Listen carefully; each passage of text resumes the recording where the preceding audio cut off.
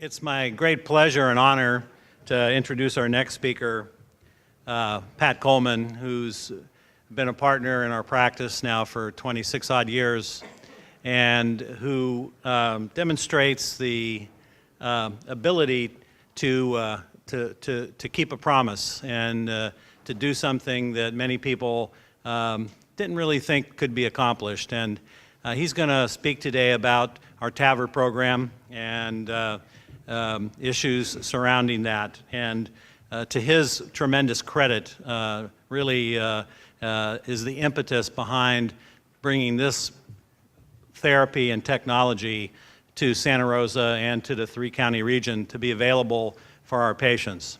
So it was really a tremendous amount of work, effort, took skill, a lot of pushing on administration and other parts of the process to make it happen. You'll find on your at your desk, at your table, this brochure about the program. And after Pat gives his talk, there'll be a roundtable discussion with the members of the TAVR team that will allow you to ask questions and to delve into issues surrounding this really emerging and exciting procedure. So I introduce Patrick Coleman.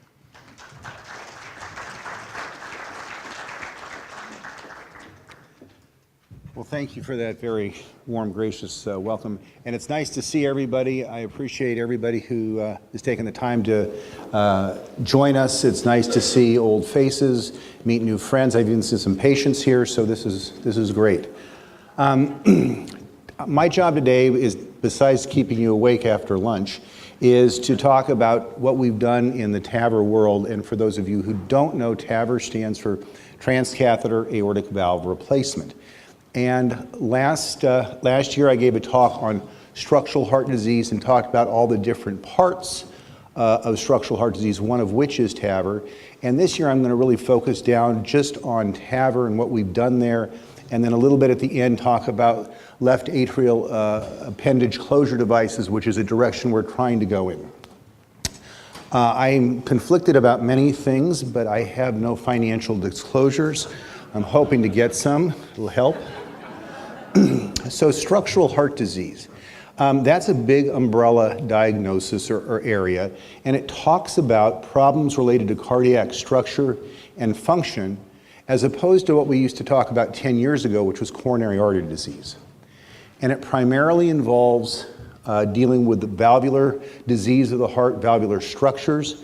It also involves looking at the left atrial appendage because that's a stroke risk in patients who are in atrial fibrillation, and in particularly those who can't tolerate anticoagulation. There even involves closing ASDs and PFOs, but I'm not going to talk about that today. Structural heart disease involves dealing with mainly valvular heart disease, and where we've made the most inroads is on the aortic valve, and in particular aortic stenosis. And on the left-hand side of the screen is a minimally diseased trileaflet aortic valve. The valve leaflets are thin, they're fairly mobile, and they don't represent a restriction to ventricular ejection. And on the right is a heavily diseased trileaflet aortic valve. The valve leaflets are immobile, and it's very difficult for the ventricle to push the valve leaflets open, and it creates a pressure overload symptoms situation, which has very significant and deleterious effects. How do we define critical aortic stenosis? Well, we can do it with a number of echo criteria in addition to symptoms.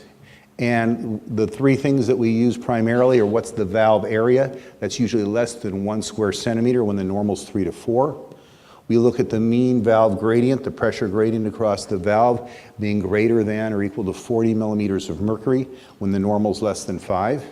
And looking at the velocity of the jet that we can measure on Doppler echo across that valve at 4 meters per second when the normal would be around 1.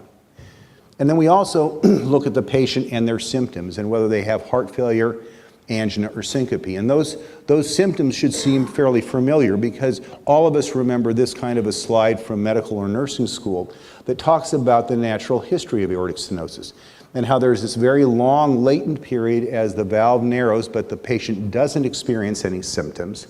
And then once they start experiencing symptoms, there's a dramatic decline in survival. These patients die off very rapidly. And if you look at the blue square on the right, you can see that depending on how they present, whether it's with angina, whether it's with syncope, or whether it's heart failure, there's a little bit of a difference in terms of survival. But on average, if you take those three symptoms, a patient's 2-year survival rate is 50%. That's taking just all three of those symptoms. If you look at patients who present with just heart failure, and I've made that little red circle, if you look at patients who present just with heart failure, and that's the vast majority of people, their 1-year mortality is 50%.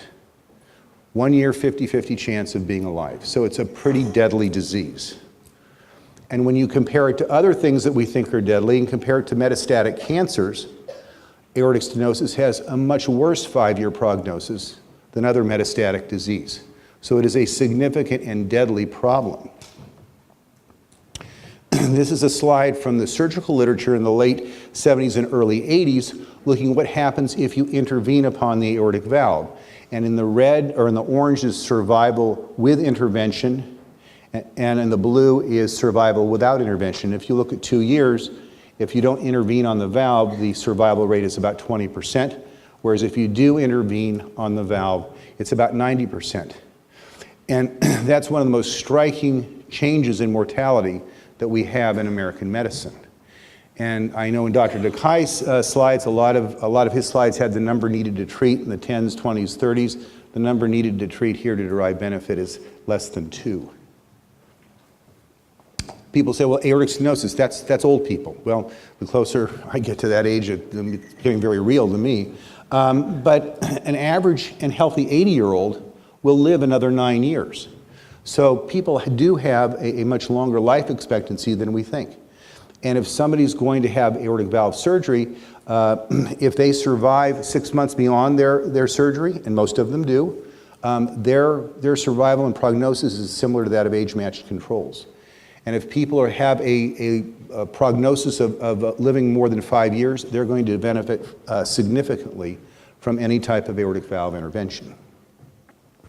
So we now have 2 different types of aortic valve intervention. One is surgical aortic valve replacement, or SAVR. That is a time-tested, well-done surgical operation. It involves a thoracotomy and a fairly lengthy stay in the hospital, but it's been around for 40 years.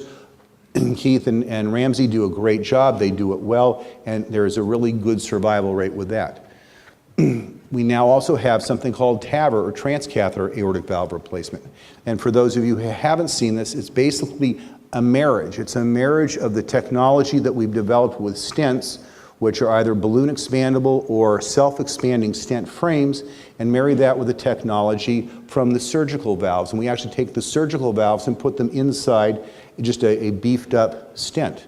And we can take this, put it on a catheter, bring it around the aortic arch and put it into the valve, and then either blow up a balloon or unsheath the stent frame with the valve inside. And now you've pushed the native valve leaflets out of the way, and you have a functioning valve in place. And so what you've done essentially is replace the valve without having to do open heart surgery, oftentimes, or all the time while the heart's beating, and oftentimes when the patient's awake.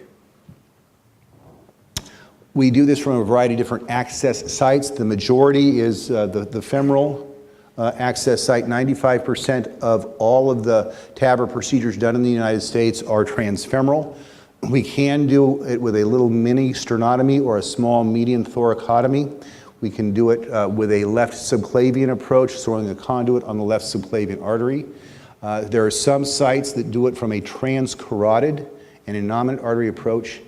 And for patients who have absolutely zero arterial access, there are some centers where they'll go in through the inferior vena cava, go up just above the renal veins, punch a hole from the inferior vena cava into the aorta, and enter the arterial system that way, do the procedure, and on the way out they put a vascular plug and they fix this person's aortic valve. We're not quite there yet, we're still in our infancy, but there are some very innovative things that people are doing.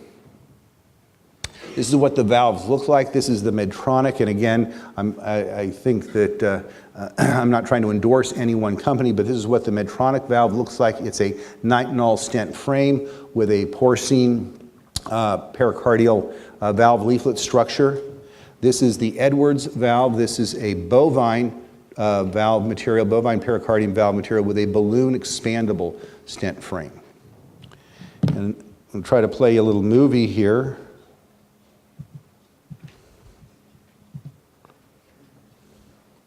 Just showing how we do this. We go in from the femoral artery and put our catheter up over a wire that's been placed across the aortic valve. The device goes in, we pull back the sheath, the valve's starting to expand. We don't like where it's at, it's too deep in the ventricle, it's hitting the anterior mitral leaflet, we don't like that. So we resheath it, reposition the valve, and then pull the sheath back, and the valve starts to expand, and then the valve starts working. Believe it or not, we can still get to the coronary arteries through this stent frame. Well, there have been a number of studies looking at transcatheter aortic valve replacement versus surgical valve replacement. And these studies date back to the 2005, 2010 era and on. And these studies are based on comparing or looking at what is the surgical risk of the patient. So similar to what we did with endovascular treatment of AAAs, we looked at in patients who were not going to survive more than 2 or 3 years to see if this technology actually worked. So some of the very first studies were done on this extreme risk group of patients that comprises about 20% of the total population. And these are patients who don't have a surgical option. They would have been turned down by surgeons. We also look at a subgroup of high-risk patients and a subgroup of intermediate risk patients. And then lastly, and what's currently being looked at is the low risk group of patients. So when we talk about the different studies and the different patient populations, it's all based on what their surgical risk was. In the inoperable and high-risk groups, there was the Partner 1A and 1B trial. There was the Core Valve Pivotal trial. In the intermediate risk group, there was the Partner 2A trial and the S3 trial, as well as Medtronic's SURTAVI trial. And there are trials ongoing now in low-risk populations, but they're having difficulty enrolling because patients don't want to be put in a position where they might be randomized to surgery. People want to have the transcatheter procedure versus the surgical procedure. And this is the data in the extreme risk or the non-operable patient group. These are people who don't have a surgical option. And on the far right, you can see on the blue line, this is the Edwards data, the blue line at 2 years with best medical therapy, that's what the blue line is, best medical therapy, which includes balloon aortic valvuloplasty, there's a 70% mortality rate. But if they got their valve replaced, it was a 43% mortality rate. So about a 30% absolute risk reduction. That's very significant. On the right is Medtronic's data from their study in the similar patient population. Again, at 1 year, they had a 24% mortality rate if the patient got a valve. They actually used or compared Edwards data, and at 1 year, it was with the medical therapy, it was 50%. So again, about a 25% absolute risk reduction in terms of improving survival. Now, in this group, the mortality was still very high, and that has to do with all the comorbidities which made them not surgical candidates. But it points out, and it gave us the idea that, hey, this technology may actually work. So we went next to the high-risk patient groups, and this is the Edwards data on the right, the Medtronic data on the left, showing that there is similarity, clinical equipoise between surgical aortic valve replacement and transcatheter aortic valve replacement in terms of all-cause mortality. Similar between the two groups. Actually, in the core valve group, the transcatheter group was statistically superior than the surgical group, but we really don't think that the transcatheter valve is superior to surgery. It's similar. In the intermediate risk group, this is the Edwards data. You can see that very similar between surgery and transcatheter valve replacement. There's a little bit of numeric difference. It doesn't meet statistical significance, but there is some separation of the groups. And again, from the Medtronic data, we see similar outcomes in intermediate risk group patients between surgery and transcatheter valve. One of the big concerns early on when we did the high risk and extreme risk patient groups was the risk of stroke. And we were using very large, very bulky devices. The people did not have a lot of experience doing a lot of aortic work, and so there was a higher risk of stroke with transcatheter valve versus surgical valve replacement in the early studies. And this raised a lot of alarm. People thought maybe this could be the Achilles heel of this technology. It spawned a lot of companies, one of which is here in Santa Rosa, that makes embolic protection devices to prevent strokes with this procedure. But with the evolution and the maturation of the technology and the processes, the devices have gotten smaller, we've gotten more experience, and the stroke risk has come way down. And this is looking at stroke risk. This is from the Partner 2A data. This is Edwards data showing that there was actually less stroke with TAVR compared to surgery.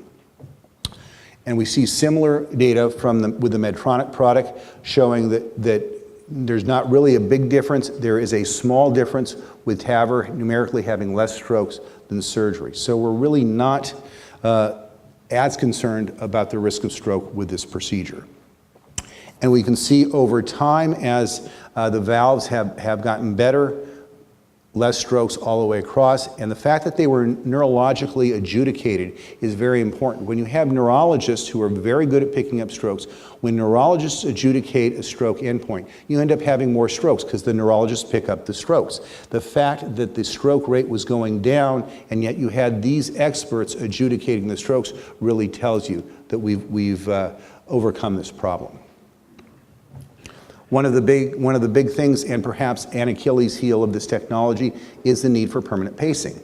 And on the right is a diagram looking from the back of the patient, and it just shows the anatomic relationship of the AV node in green down there on the right-hand corner, the His bundle and the left bundle. The left bundle runs very superficially underneath the left ventricular outflow tracts. It's very superficial structure, and it is very vulnerable to any kind of trauma or damage. And so unlike surgery, where they're sewing into the annulus, they're not down in the outflow tract, they're not pressing on it, we're using pressure on the outflow tract to keep the balloon or keep the valve in place. And so the conduction system is very vulnerable and is prone to taking a hit when we do these procedures. So with surgery, there's a less than 3% chance of needing a permanent pacemaker after the procedure. With TAVR, there's a 10 to 20% chance, depending on the type of valve, although the difference is getting smaller as we learn better implantation techniques. There's a lot of patients who are out there, and you all have these patients who have already had a surgical valve replacement. They had aortic stenosis, they saw one of the surgeons, they got a valve, they're doing great. But we know that those valves have a finite lifespan. At some point, the valve's going to deteriorate. What do you do when that happens? Do you send them back for another operation? Well, with both of the valves available commercially, we can do a valve-in-valve procedure where we actually are able to place our TAVR valve inside the surgical valve and thus spare the patient a second open heart operation.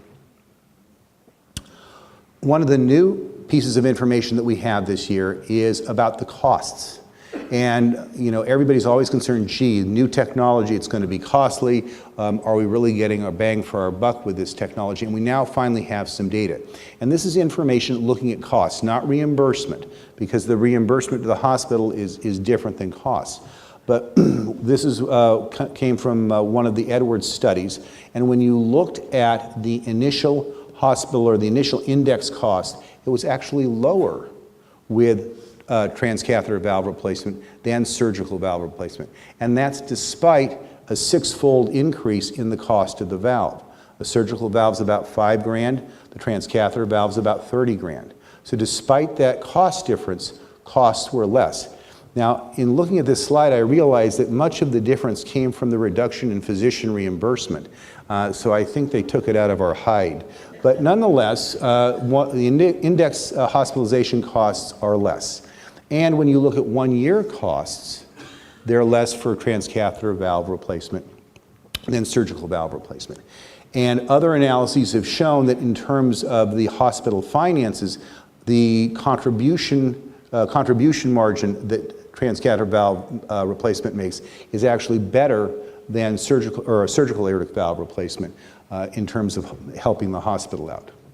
When you look at the cost to society and whether this is cost effective, the green line is dialysis, or where that's usually the benchmark of $50,000 per quality of adjusted life year. And what you can see is that transcatheter valve replacement is less than that by about 10 grand. So it means that we're getting our bang for our buck. It's a cost-effective strategy for society. So some of the unresolved issues. Well, stroke is equivalent or now less than surgical valve replacement, so I don't think that's a big concern. We're always worried about residual aortic insufficiency or residual perivalvular leak. With surgery, that almost never happens. With this technology, or with the technology available, we're now getting it down into the very low single digits, and that's the #1 prognostic indicator of how people do. So aortic insufficiency or residual valve leakage is not a big deal. Bleeding and vascular complications are the #1 complication of this procedure because we're still using fairly large catheters. But now we're miniaturizing, they're getting smaller and smaller. We're doing these procedures percutaneously, and the risk of a vascular complication is now down to less than 5%. Pacer and needing a pacemaker, that's still a concern. The cost, as I just got done showing you, is really not as such a big deal as we used to think it was. The patient population is changing. We're doing harder and different patients. Last year I told you we couldn't do patients with bicuspid valves. We still can't according to the package inserts, but we off-label we can do that. We don't do patients who have pure aortic insufficiency, and that's usually because #1, when somebody gets aortic insufficiency, the annulus starts to dilate to a point that we don't have a valve that will actually fit. The other thing is that we need the calcium, that calcification that occurs in the stenotic aortic valve to act as a friction point to anchor the valve. And so in AI, we don't have a lot of that calcium, so we don't have the natural occurring friction point to help us secure the valve in place. And one of the emerging concerns is valve thrombosis. And that's actually true for both surgical valves and transcatheter valves. And it's the early deposition of thrombus on the valve leaflets which causes restenosis, and you get essentially aortic stenosis again. The fortunate thing is that this is usually treated with a course of antithrombotic therapy, warfarin usually, and that usually does the trick. And there are a number of studies ongoing to try to decide what's the optimum post-valve implant strategy. Right now it's aspirin and clopidogrel or Plavix, but that may not be the best strategy, and it may be that you end up with 3 months of warfarin. And so we're trying to decide what those issues are. Some of the future directions that this whole area is going in, one of the big trials is early TAVR. The mantra has always been, you don't intervene on the valve until they start to have symptoms.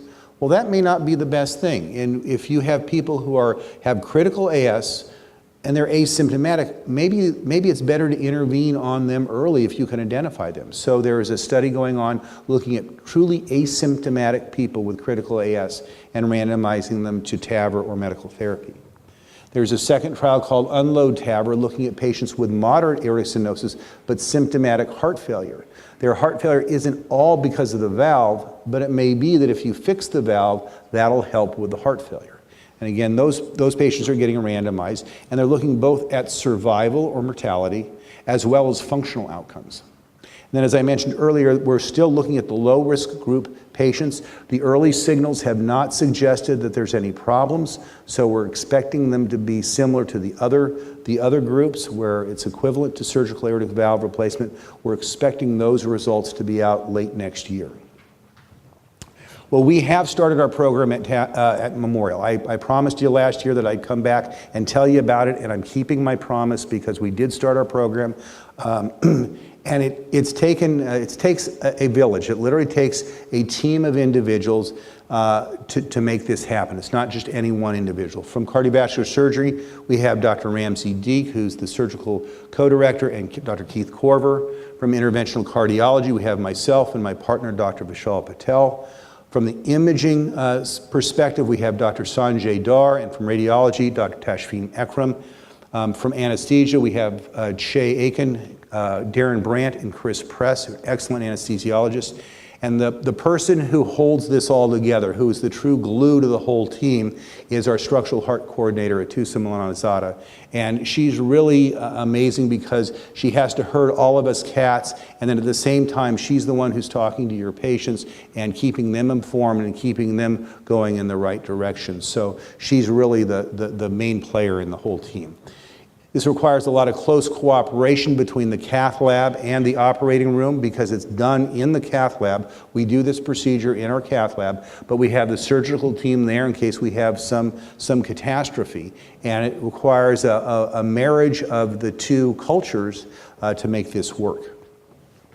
We went live eight weeks ago at the end of January. We've done 8 patients so far. We're scheduled to do our 9th and 10th patient next Wednesday. We've had 100% survival. We've had no strokes. We've had 2 patients who needed a pacemaker. We identified one ahead of time that we knew was going to need a pacemaker, and we just couldn't prove that there was enough reason to put a pacemaker in ahead of time, and so she ended up getting a pacemaker afterwards. All of our studies, or all of our interventions have been done percutaneously. We've not had to do any surgical cut downs. The average length of stay is less than 4 days, and compare that to 7 to 9 days for surgical aortic valve. We're a victim of our own success. We now have, as Atusa told me earlier this morning, now 26 patients on our waiting list, all of them who need to be done next week. And we're working vigorously to increase our capacity. We projected that we would try to do 2 cases every other week, and now we're looking at doing 3 or 4 cases every other week, and trying to fit in these procedures with all the other things that are scheduled in the cath lab. This is just a picture of what the team looks like. I know that trying to pack a bunch of sardines in the room, but everybody's there working. The anesthesiologists are up at the head of the bed, and to the right out of the picture are the team assembling the valve and putting the valve together. So what does this mean for you as primary care physicians out there in the community? How does this affect you? And the impact it has to you is your patients are going to come back and say, I saw the cardiologist, and he said, I have aortic stenosis and I need my valve fixed, and I don't want an operation. And you're going to be put in the position of having to provide some information. Hopefully the cardiologist did as well, but you're going to have to know sort of what the options are. And currently, going from right to left, if somebody is not a surgical candidate, if they were turned down, then obviously their only option is TAVR. But if they're deemed a high surgical risk or an intermediate surgical risk, then they have an option. That can be either transcatheter aortic valve replacement or surgical valve replacement. And if they're low surgical risk, then their only option is surgery, surgical valve replacement, or going into a trial where they might end up being randomized to surgery versus TAVR. So what this does is it broadens the options, but that also sparks conversation and decision making. And what most patients really are saying is, you know, I'm not sure I want this, I think I want this. And what you can see is the 2 little holes in the groin. We're done. We're finished here. That's where everything went in through those 2 little incisions in the groin. So transcatheter aortic valve replacement is a potential option for everybody with critical aortic stenosis, except for low-risk patients at this time. And it expands the options for your patients who have critical symptomatic AS. But TAVR is not for everyone. It's not always the best option for patients, for a particular patient. And the reason for that is they may have other coexisting things that need to be dealt with as well. If somebody has a large dilated aorta, aortopathy, TAVR is not going to fix that, and that's going to still be a residual problem that needs to be dealt with. That person would be better off having aortic root reconstruction and surgical valve replacement. There may be people who have multivessel coronary disease who would benefit from getting complete revascularization with surgery, a bypass, at the same time as they had surgical aortic valve. And lastly, the younger patients may benefit from having surgery when they're young, healthy, and able to withstand surgery, because that valve, as I said, has a finite lifespan. And we're thinking not only about what's best for them now, but in 15 or 20 years, when that valve wears out, what are we going to do? And that's the time where we might come in with TAVR. As I mentioned early on, age is not a restriction. We were doing 80 and 90-year-olds. I have 3 90-year-olds on the waiting list, all of whom are sharp as a tack but have critical AS. It's more about the protoplasm. So I'm going to stop there. That's where we are with TAVR. We've got a great program that we've started. I'm going to talk just about a little bit about a future direction we're going to go in, which is left atrial appendage closure. And this is for stroke risk reduction. All of us know that patients who have atrial fibrillation are at risk for stroke, and that by putting them on oral anticoagulation, that reduces the risk of stroke.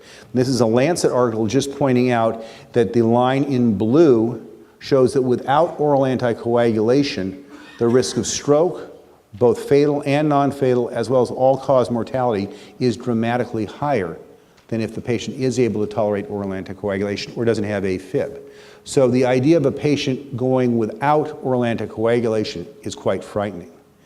And it's worse in women. I'm sorry this doesn't project very well, but on the left-hand side in yellow is the curve for the mortality or the stroke risk for women with AF, and it's much higher than for men. So this is a big deal. Well, we know that the stroke risk mainly comes from the left atrial appendage. This is the forgotten stepsister of the heart. It's the site of thrombus formation. And we know that by keeping the patients anticoagulated, they don't form thrombus in their appendage, and therefore their stroke risk is reduced. But again, many patients, for a variety of reasons, can't tolerate oral anticoagulation. So we've developed devices which we can place into the appendage and occlude it. And this is some pictures of devices that have been proposed. The top 2 are actually, the top one is commercially available in the United States. The middle one is available in Europe. The bottom one has been discontinued. And the device that's commercially available here in the United States is called WATCHMAN. And this is some of the data which gained its FDA approval, looking at freedom from a primary endpoint of stroke, death, or systemic embolization. And you can see freedom from that is higher with WATCHMAN than with control. And again, these are for patients who are not able to tolerate oral anticoagulation. It's not, hey, gee, I don't want to take warfarin anymore, I'll get one of these. That's not what this is for. This is for patients who can't tolerate anticoagulation. And this is just what the device looks like. Takes a little while here. That's the device there as it sits in the appendage.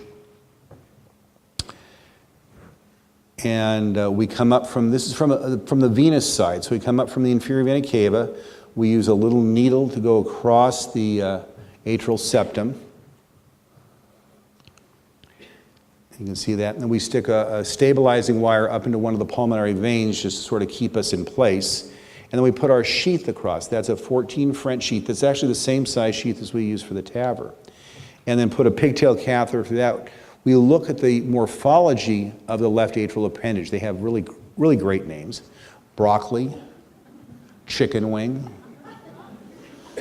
I don't know who thought these up, or the windsock. Anyway, so there's different anatomic morphologies. We're able to steer that sheath a little bit. We put the pigtail catheter into the appendage and then slide the sheath over there. That helps us adjust the depth, gives us some idea. We're actually able to inject contrast to sort of see where we're at.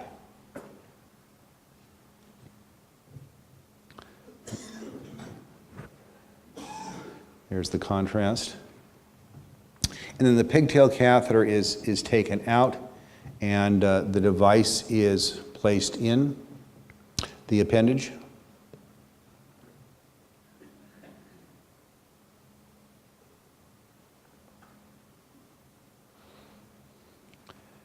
And as you pull that back, then the device expands. It has tines to anchor it there in the appendage. You see them giving a tug right here to make sure it's locked in place. We again give a little more contrast. There can be teeny tiny leaks around it. That doesn't bother people because that's gonna seal up in time. And then you just unscrew the wire delivery device from it. And then it sits there in the appendage, and over time that just endothelializes over. and takes the appendage away as an option or as a site for thrombus formation. They've done some meta-analyses from a large number of trials, and what they've found is that when patients have WATCHMAN, they have a lower risk of a hemorrhagic stroke compared to patients who are on warfarin. There is a lower risk of cardiovascular unexplained death compared to patients who are on warfarin. And other non-procedural bleeding is less with WATCHMAN. So where WATCHMAN really comes into play is it reduces the risk of bleeding. It's the same risk, it's the same risk of stroke as anticoagulation, but it's for those patients who can't tolerate anticoagulation. And this is a program that we're going to be developing with my partner, Dr. Ashwani Bedi, who's from electrophysiology, and Dr. Chang Singh, because the EP guys have the most experience with crossing the septum. They're doing that all the time, and so they're the natural experts to help out with this procedure. We also have the ability to do external ligation of the appendage. This is the AtriClip. It does require a thoracotomy, so there's a small incision made. They pick the appendage up off the heart and then exclude the appendage externally. This is not for everybody. If people have had previous thoracotomies, previous open heart surgeries, this is not a good option for them. But this is a different way of achieving something similar. So in summary, we've developed a new paradigm for treating aortic stenosis called transcatheter aortic valve replacement, and we can do it successfully in patients who aren't candidates for valve replacement, in patients who are at high risk for surgical valve replacement, and for patients who are at intermediate risk for valve replacement. The low-risk group is a group that we're still studying. This broadens your options for your patients and allows them to make some choices. We've started a very successful and very cost-effective program at Memorial with excellent outcomes, and we're looking to move forward in structural heart disease to offer new ways to minimize stroke risks in your patients who have AFib but are unable to tolerate anticoagulation. So I'll end there. Thank you very much. One of my favorite philosophers in life. And I'll be happy to answer any questions, but I also like to invite up members of the TAVR team, Dr. Korver, Dr. Deek, and Dr. Dar, and Ms. Milazada, to come up and serve on a panel here and answer your questions. Dr. Patel's not available today. So you guys, yes, Linnea? So can you use the WATCHMAN in someone who's had a hemorrhagic stroke? The answer is yes. If anticoagulation is contraindicated because of that hemorrhagic stroke, sure, then that would be a real good option and a real good indication for that.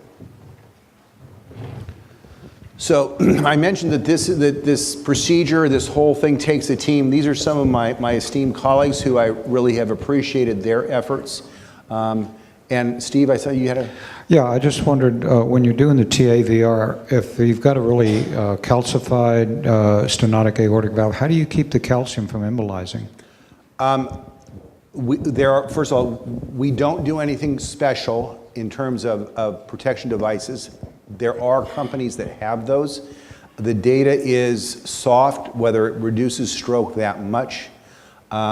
But we, as I pointed out, the stroke risk is really not so much from the valve as it is from the big, heavy catheter being maneuvered through the aorta and the aortic arch. And so we pay particular attention to how that device is moving through the aorta and whether it's hitting anything. At least for the cases that we've done, we've had Sanjay here doing TEE, and so he can tell us what, holy cow, there's a big old chunk there, watch out. And we pay particular attention to try to avoid those things. It also impacts our choice of valves. If we had a lot of calcium, we might use the self-expanding stent, the Medtronic stent, as opposed to the Edwards stent, which is balloon expandable.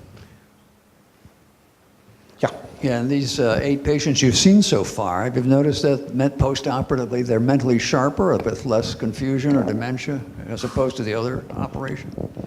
Do you guys have any thoughts? I think a couple of patients have felt remarkably well. You notice this is one of those most gratifying procedures. A lot of these patients feel instantly well, like right getting off, right the very next morning they feel incredibly better. because there's a dramatic increase in their cardiac output. You can see their facial color, the blushes come back, they don't look pale. So yes, the improvement is, I would say, of all the procedures we do, this is the most dramatic change we see. Why can't you do the WATCHMAN out of a patient's preference? Because that's not what the FDA indication is for. Oh. Theoretically, you could do that. Theoretically, you could. And I know there are places where that happens all the time. Yes? I was going to ask, are cardiothoracic surgeons ever removing the appendage when they're doing open heart surgery for other reasons, the way a general surgeon might remove the appendix? Got a profile right there. Keith, that's right up your alley. Yes. So there's different ways to deal with atrial appendage. There's a couple devices, like one that's used by a lot of people. It looks like a hair curler, old-fashioned hair curler. You kind of grab the thing and pinch it like a big giant clothespin, and it sits in the heart, in the pericardial space, and sort of pinches the thing off, and then it sort of it's like shrivels up over time. I don't like that as much because it leaves a big foreign body in there, so I just use a plain old endoscopic vascular stapler and just go across that thing and zip it off, and it takes about 5 seconds to get rid of it. So I do that as part of a maze procedure all the time, and many people do it more than that. There's really not an indication to do it unless someone's had AFib before.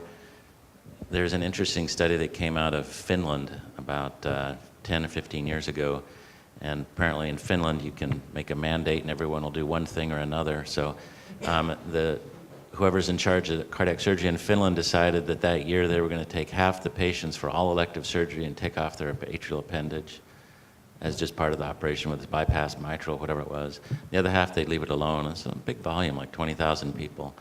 The stroke rate was a lot less than the people they removed the atrial appendage perioperatively. So that's been sort of a general idea. It's a good thing to remove it. The problem with heart surgery is that anything you do has risk. And what is not shown in that nice little diagram that Pat showed about the chicken wing and the broccoli is that the atrial appendage, particularly if it's enlarged, is very, very thin. It's thinner than you can possibly believe. You can see blood swirling through it if you look at it in the operating room. So if you poke a hole in it, it's a catastrophe. And it's amazing to me that these WATCHMAN devices and things like that are as effective as they are without causing catastrophic bleeding, but the device that was removed that Pat mentioned, that was the problem. The little lasso device that would kind of cinch down on it. And too many people died. That thing was off the market in no time. Hi, thank you. This is amazing technology. Just one quick question with having to do with the younger patients that are asymptomatic, and this is probably directed at your expert, Echo. It has to do more with if you've got 4 millimeters per second already backflow in the jet stream, what becomes your variable for surgery? Is it the air surface area, 0.8 or less on the valve, or is there other criteria you use to make the decision that the patient is asymptomatic but may perhaps go through and get the procedure done? Fortunately, in cardiology at least, this is one of the pure mathematical number. So 4 meters per second or a valve area less than 0.8 or a mean gradient more than 40 are such mathematically accurate, reproducible numbers.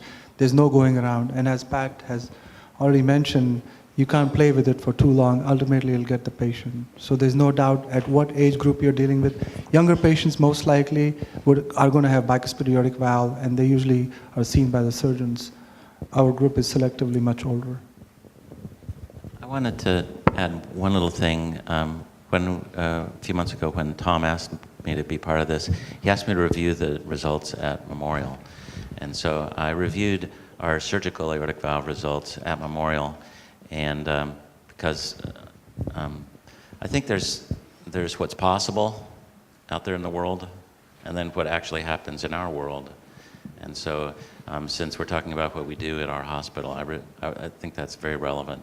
So I reviewed the just plain surgical aortic valve replacements that were done at Memorial for the past 3 full years, 2015, 16, and 17. And just for isolated aortic valves, We did 68 cases.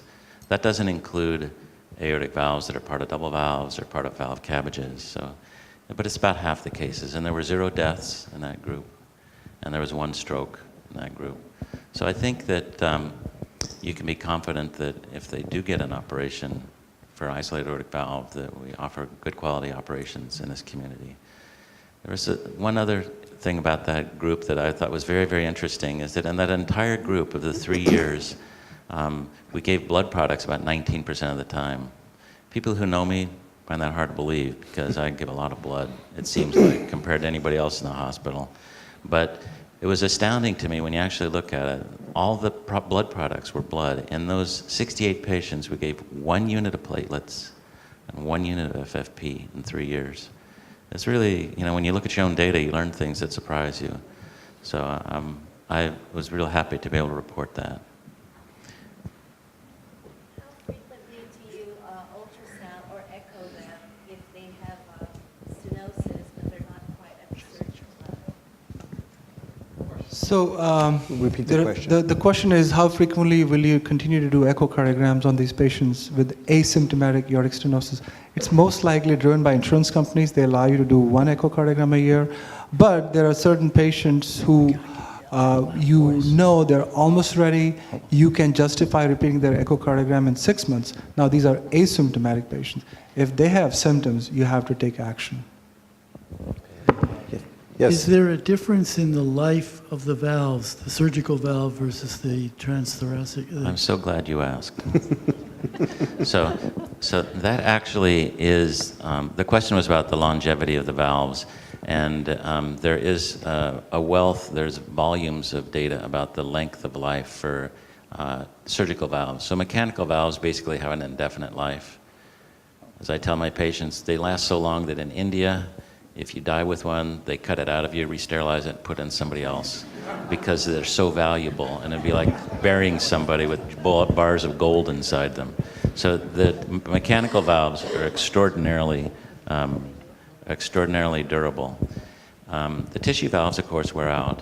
Probably the best number that you can take with the tissue valves across both of the major companies is that there's about 95% chance that if you're alive in 15 years, the valve is still functioning, which is phenomenal. I mean, I tell people, how many problems can you solve for the next 15 years?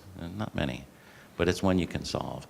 The TAVR valves, I'll let Pat comment on it more, but in the surgical literature, which we see as sort of, you know, trying to hold up the other side of the argument, is that we hear surgeons that it looks like most of the valves that are put in, the transcatheter valves, life expectancy is like 5 to 7 years, somewhere in that range, but it's hard to know because they haven't been put in enough numbers. The engineering is changing. I'm sure the engineering will get so much better that the valves will have a lot longer durability, because the durability has to do with preservatives and how well they're kept, not calcification, et cetera, versus the pure engineering. And the engineering on the tissue valves has gotten so much better that the first generations were 5 years, then 10 years, and then 15. And now many of the tissue valves, they're advertising, and the literature we get is these are valves that last 20 years. But the problem is we're not 20 years down the road from the valves that are most recently implanted. So, Pat, did you want to give it? I would agree that we don't have enough long-term data on currently available valves to know, gee, are they the same, are they different? We're not seeing any signal that there's early failures or that there's a problem with transcatheter valve compared to surgical valve, other than the issue of valve thrombosis, which we see with both types. Can you redo the transcatheter valve when it's failed? Yes, you can do valve and valve with either surgical or transcatheter valves. And sometimes if we don't place the valve correctly, we're not happy with it, we have to put a second valve in right at the same procedure. We haven't had to do any of that, but we know that that's one of the tricks for getting a good outcome when you mess up the placement. How many times can you do it? It actually, that's a good question, and it kind of depends on the patient, because if you were talking about an NFL lineman who needs a big valve orifice, not too many times, because you keep putting something smaller and smaller and smaller and smaller in, and pretty soon you're going to get functional aortic stenosis. Even though the valve works, the orifice size is too small. But if it's a little 80 or 90-year-old person who just wants to sit on the rocker and watch the grandkids play in the yard, well, he or she's not going to need the same orifice size. So we might do 2 or 3 in that individual. Yes, Sarah.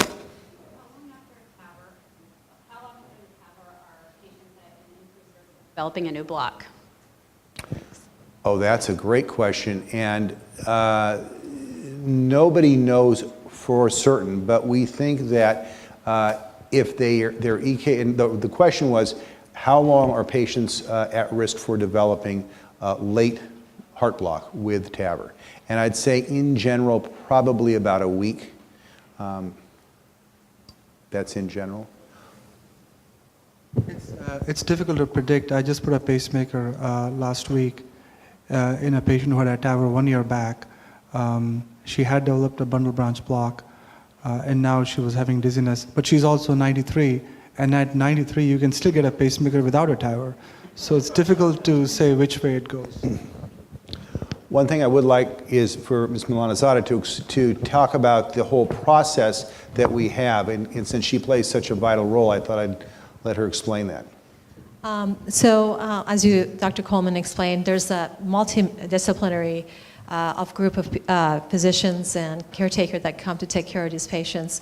And I think we're very fortunate because even this procedure's been out there for several years. We have the advantage of looking at all the different sites and all the good practices that they've developed, and we've been able to incorporate it into our program at Sonoma County. And so we're really excited about that. And my role as a coordinator of the program is to ensure that your patient, from the time they get referred to us, go through this whole process, because before the procedure is even done, there's a tremendous amount of workup that goes to ensure that these patients get that optimum outcome. And so what we do, as soon as you refer the patient to the TAVR program, we get in touch with them, we let them know they're in the system, and then I review all the information from you about the patient to ensure that we don't do tests that they've already done. And then we send them a welcome packet with all the tests and introduce them to the program. And one of the things that we developed that I'm really proud of is, because a lot of these patients are coming from out of the county or have to drive several hours, or just because they're elderly, to avoid them having to come multiple times to the hospital to get all the tests done, we have created a thing where we call it a clinic day.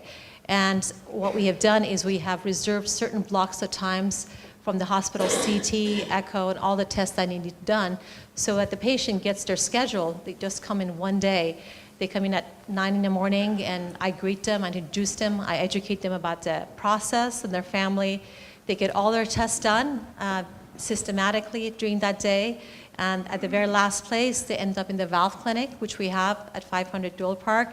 And at that point, we evaluate them, we do a frailty test on them, and they're seen by a cardiac surgeon consultation or an interventional cardiologist.